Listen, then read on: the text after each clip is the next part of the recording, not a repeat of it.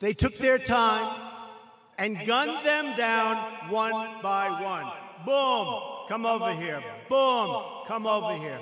Boom. Donald Trump qui singe les terroristes du Bataclan. Vous avez forcément vu cette image, mais savez-vous dans quel cadre cette phrase a été prononcée? Un indice derrière lui, ces 3 lettres NRA. Le très puissant lobby pro-armes organisait sa convention annuelle au début du mois. Notre reporter Aurore Chirois était sur place à Dallas pour assister à ce grand rendez-vous des amoureux des armes. Dans un pays où elles font des ravages, la NRA est de plus en plus contestée. Elle met pourtant tout en œuvre pour remporter la guerre de la com. Enquête.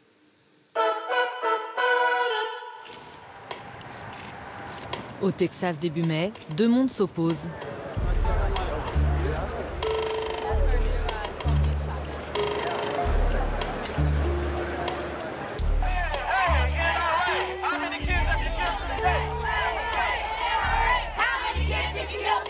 D'un côté, les amoureux des armes, de l'autre, ceux qui se révoltent contre leur prolifération. Le problème, c'est que 33 000 personnes sont tuées chaque année par des armes à feu. La gauche a toujours essayé de confisquer nos armes en trouvant des excuses comme la tragédie de Parkland. Comme chaque année, le puissant lobby des armes aux 5 millions de membres organise une grande convention.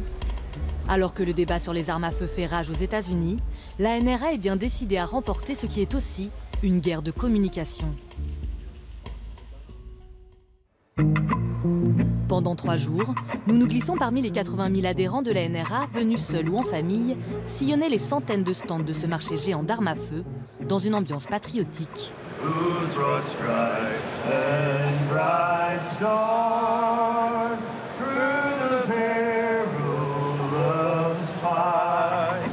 Au milieu des badauds, des pistolets et des fusils d'assaut, un studio de télévision. Pour répandre son message sans filtre, la NRA a créé il y a 3 ans sa propre chaîne, diffusée sur Internet et plusieurs plateformes comme Apple TV. We see calls for more useless gun control that would not work or have stopped this shooter. Entre 2 talk-shows politisés, on y trouve des émissions de télé-réalité destinées aux femmes, des conseils de self-défense ou encore des témoignages de patriotes armés, des vidéos sponsorisées par des marques d'armes à feu ou de munitions. My compassion for my fellow man went hand in hand with my presence as a stern, disciplined, squared away SWAT street cop. Depuis plusieurs mois, on y trouve aussi des contenus très violents envers les médias traditionnels.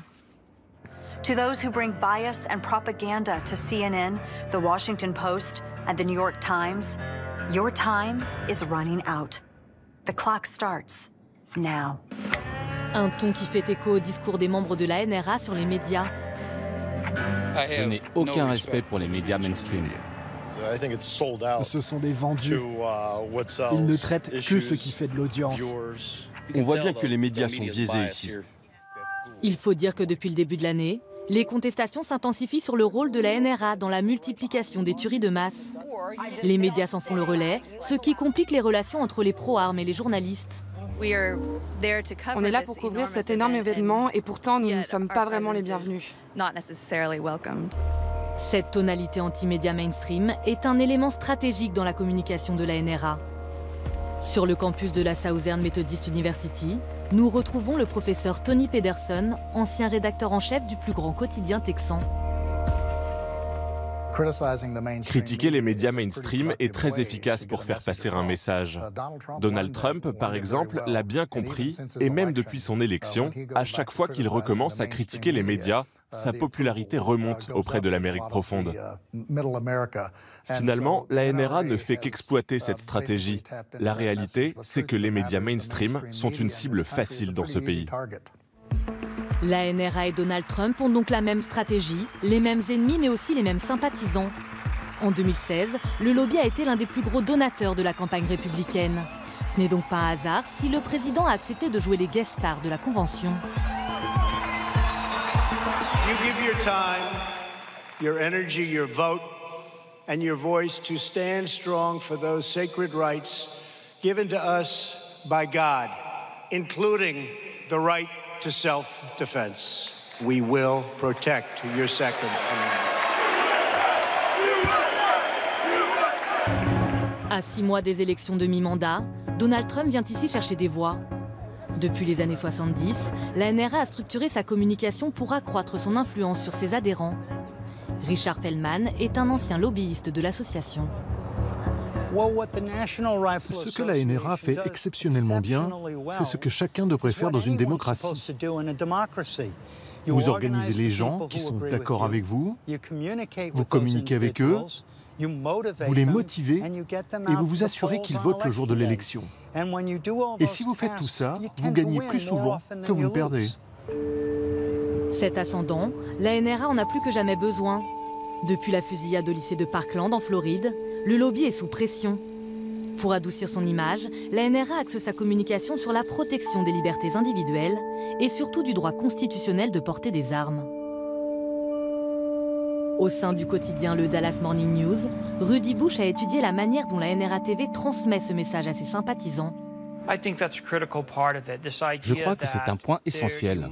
C'est cette idée qu'il faut maintenir un état d'alerte permanent autour du droit de porter une arme pour garder votre base militante motivée et active politiquement.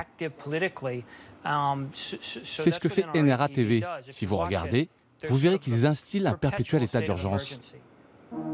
La NRA saisit toutes les opportunités pour marteler son message. Retour à la Convention. En marge de l'événement, quelques centaines de manifestants anti-armes se sont déplacés à l'appel de l'actrice Alyssa Milano.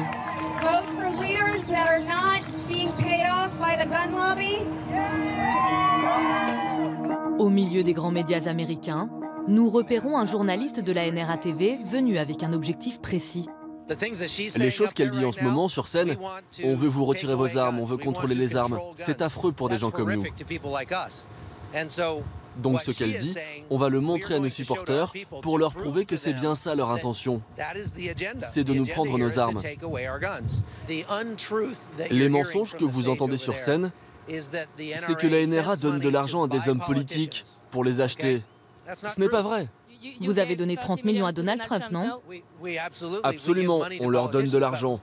Mais pour dire qu'on les achète, il faut prouver qu'on a donné de l'argent à un politicien qui était contre les armes jusque-là et qui est ensuite devenu pro-armes.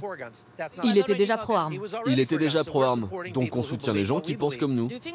Est-ce qu'avec NRA TV, vous avez aussi une idée derrière la tête, un message à faire passer? Oui, on ne s'en cache pas. On est très clair sur nos intentions. On se bat pour le droit qu'ont les gens de se protéger. Sur NRA TV, cette lutte prend parfois un ton cruel, y compris à l'égard des lycéens survivants de Parkland. To all the kids from Parkland getting ready to use your First Amendment to attack everyone else's Second Amendment at your march on Saturday, I wish a hero like Blaine had been at Marjorie Douglas High School last month, because your classmates would still be alive and no one would know your names. Faut-il y voir un signe de fébrilité? Car le nouveau visage du combat anti-armes, celui des familles endeuillées, pourrait changer la donne. Jamie Guttenberg, 14 ans, a été assassiné à Parkland. L'intervention de son père sur CNN face à un sénateur pro-armes a fait le tour des médias américains. Look at me and tell me guns were the factor in the hunting of our kids in this school this week. And look at me and tell me you accept it and you will work with us to do something about guns. Présent à Dallas pour manifester contre l'action de la NRA, Fred Guttenberg a accepté de nous répondre. Ils sont ici pour tenir leur convention. Et moi, je veux être là pour leur dire pourquoi je pense qu'ils ont tort. Je veux être là pour leur dire que leur action auprès de nos législateurs a entraîné la mort de ma fille. Depuis la mort de sa fille, il a reçu des messages d'insultes et d'intimidation. Ils font du harcèlement en ligne, ils disent des choses méchantes, haineuses. Mais ce qu'ils ne comprennent pas, c'est que ma fille est morte en courant dans un hall, en essayant d'échapper à un fusil d'assaut pointé dans son dos. Ça, c'est de la peur, de l'intimidation. La NRA pense qu'elle peut m'effrayer? Ils ne peuvent pas. Je ne ressentirai jamais ce que ma fille a ressenti. Alors je ne veux pas entendre ce que la NRA a à dire, sauf si c'est pour dire qu'ils veulent agir. Un débat qui semble sans fin. Hier encore à Santa Fe au Texas, une nouvelle fusillade dans un lycée a fait au moins 8 morts. Bonjour Aurore. Bonjour Isabelle. On l'a vu, vous avez donc pu assister à ce congrès de la NRA. Est-ce que ça a été difficile d'y accéder? Ça a été compliqué. On a vu dans le sujet que les rapports entre la NRA et les médias sont assez tendus. Les journalistes américains peuvent couvrir la convention, même s'ils se font copieusement huer dans les discours comme ceux de Donald Trump. En revanche, les médias étrangers ne peuvent pas être accrédités. Donc pour voir par nous-mêmes ce qui se passait à l'intérieur, on n'a pas eu d'autre choix que de dépenser 40 $ par personne pour devenir membre de la NRA pendant 1 an. Ah, donc vous êtes membre de la NRA? Je suis partie sans armes de la convention. Ok, super. Bon, dans votre enquête, on l'a vu aussi, la contestation entre les pros et les anti-armes s'intensifie.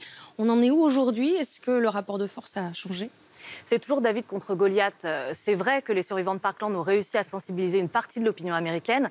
En revanche, dans le même temps, la NRA a été très efficace pour mobiliser ses sympathisants. Depuis la tuerie de Parkland, d'ailleurs, ils enregistrent des dons et des adhésions records. Et avec 350 millions de dollars de budget annuel, on sait qu'ils ont les moyens de peser durablement sur la politique américaine. C'est loin de changer alors. Merci, Aurore.